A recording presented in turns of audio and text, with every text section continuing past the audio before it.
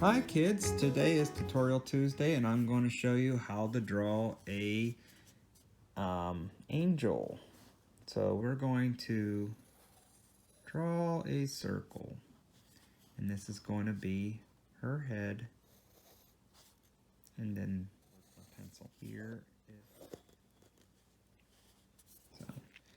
So we got a triangle for the body and a circle for the head. Then you're going to give it some arms. And then let's start working on its head, her head. So there's his nose, and then we can give it some eyes.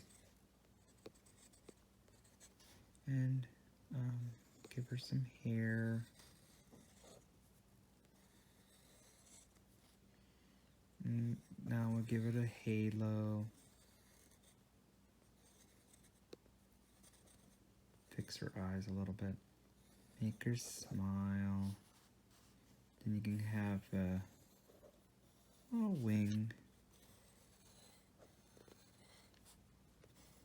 And then down here you can just put some feet.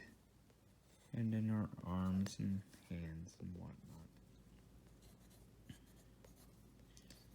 So this is my angel. And I'm Uncle Dave for Tutorial Tuesday.